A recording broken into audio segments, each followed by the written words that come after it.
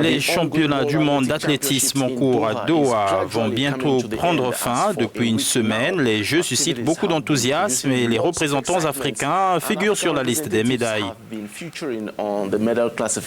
L'athlète burkinabé Hugues Fabrice Zongo a remporté la médaille de bronze au triple saut masculin, remportant ainsi la première médaille du pays au championnat du monde d'athlétisme.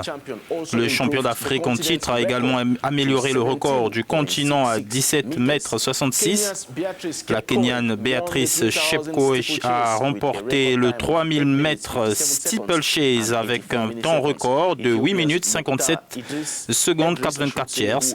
L'Éthiopien Mokhtar Idriss, qui a mis fin à la série de titres mondiaux en 2017, a défendu avec succès son titre à Doha lundi. Idriss a terminé la course à 12 minutes 58 secondes. C'est la troisième fois dans l'histoire des championnats du monde que le titre du 5000 mètres a été remporté avec un temps inférieur à 13 minutes. Son compatriote Selemon Barega a terminé deuxième avec la médaille d'argent. L'Ougandaise Halima Nakai a réussi l'une des plus grosses surprises de cette année en remportant la catégorie féminine du 800 mètres, battant la favorite d'avant-course Agi Wilson qui n'a obtenu que la médaille de bronze.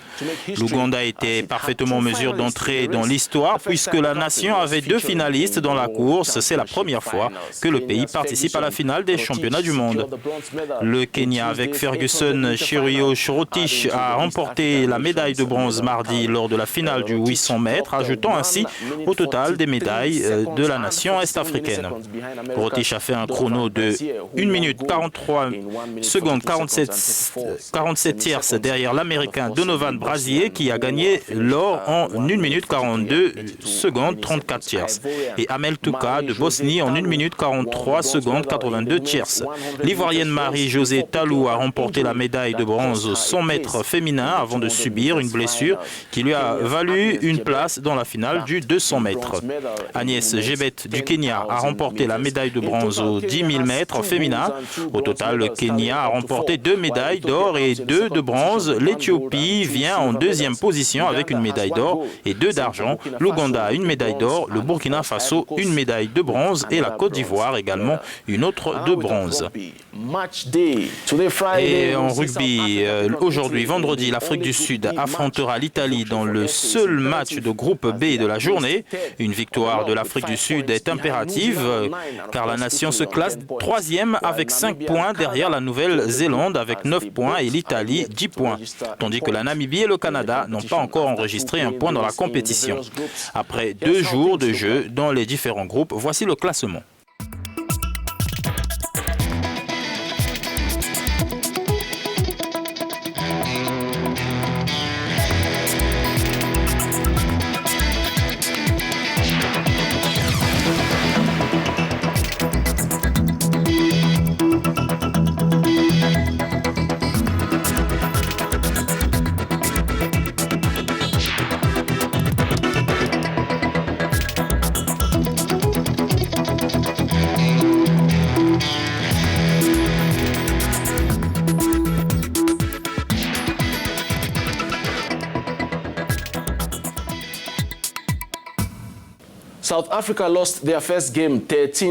L'Afrique du Sud a perdu son premier match 13-23 contre la Nouvelle-Zélande lors de la première journée avant de battre la Namibie 57-3 lors de la deuxième journée.